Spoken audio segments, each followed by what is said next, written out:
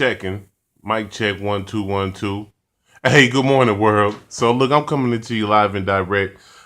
This about June 3rd, 6 a.m. in the morning. It's a Saturday. And the reason why I wanted to hop on and get this out the way because I've been planning to do this for since the last episode of Dragon Ball Super. Um, the one where at the end they go get Frieza. What this video is about is our early morning chief. Um, and first of all, I want to apologize for the poor quality. Part of the reason why it took me so long to make this program or make this video was because I was expecting to do a professional. I'm coming to you all for the first time, and I know you're gonna look at it like, man, why look at his shit when everybody else shit is on point?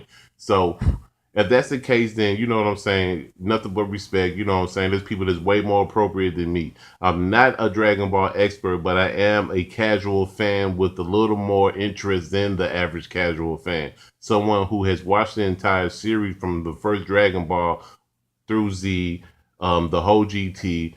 None of the Xenoverse video game stuff. I've played it a little bit, but I never got into it completely.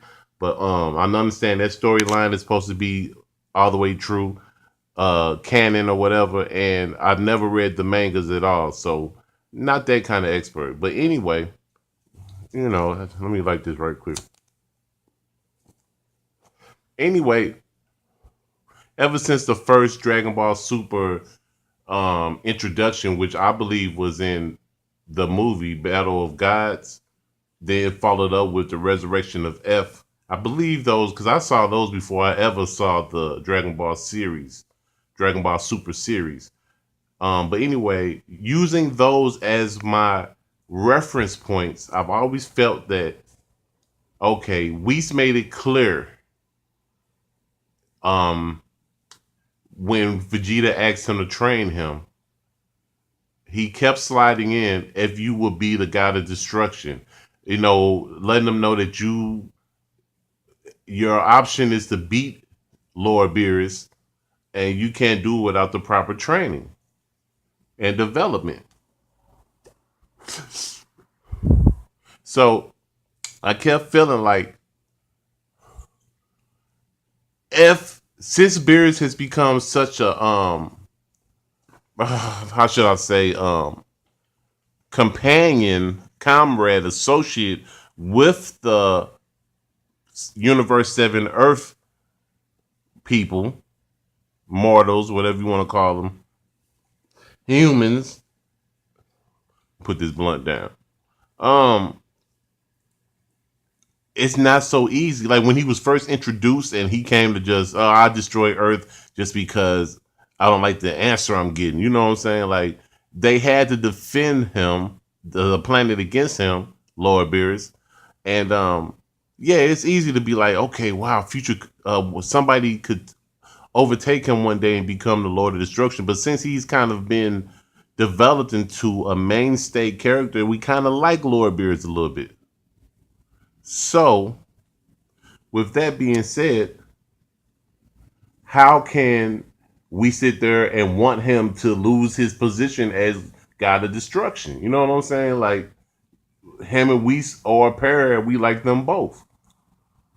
Yeah, he still threatens Earth, and you kind of be like, motherfucker, we love to be able to tell you, like, bitch, kick rocks. You know what I'm saying? Quit threatening us. We'll whoop your ass. But you know what I'm saying? Can that happen yet? So I kept wondering if, because there's a reason why the creators of the show keep putting in, or make sure they put in during those sequences and during those arc points or whatever that they wanted us to know that Whis is kind of like slyly trying to edge these guys to become the new one of them to be the god of destruction, and he keeps saying Vegeta.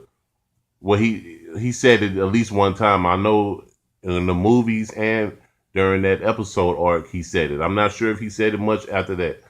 I can redo this video on a later date. This is more like I wanted to get it out before this new episode shows either tonight or next Saturday. Before they're uploaded because you know what I'm saying might be revealed. So I'm 5 minutes in and I've held you and I know I'm boring. So let me hurry up and get to the point. Okay. What my somewhat prediction is, Vegeta destroys Lord Beerus sometimes in the future and becomes the god of destruction. Now, like I said, since we have become heartwarmed towards Lord Beerus, why would we want to see that come to the point where they have to destroy one or another? Like, how could that happen? Well, if you remember, um, during the introduction of Lord Beerus and him finding out about the Universe 7 Earthlings and the Saiyans, even though Planet Vegeta destroyed, they're on Earth, the remainers. He mentioned to Whis, I wonder how Vegeta would feel if he knew. Because remember, they were like, this Saiyan on Earth named Goku, Kakarot, destroyed Frieza. And everybody, and Lord Beerus was like, wow, Frieza was destroyed by a Saiyan? Like, he was the boss over the Saiyans. Even King Vegeta, like, he ran the Saiyans. Because they knew they couldn't touch him power-wise. What? You know what I'm saying? Super Saiyan, what? You know, that kind of attitude. That's Lord Beerus with that kind of attitude. So it was revealed right there. Up until that point, I think you all would agree that we felt like Frieza was the one and only person in the universe, power in the universe, that wanted Planet Vegeta controlled and destroyed. We had no idea that he was going from orders from a higher entity, being Lord Beerus. We didn't even know anything about a Lord Beerus or a God of Destruction in this series. Understood. But to my knowledge, up until this point, Vegeta has no idea.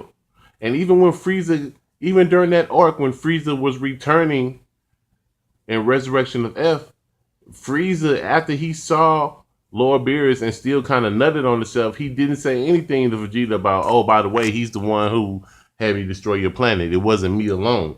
It was through orders from him. If it wasn't for him, I might still be rocking with y'all Saiyans. Y'all have a planet and we'll be running the universe together. You know what I'm saying?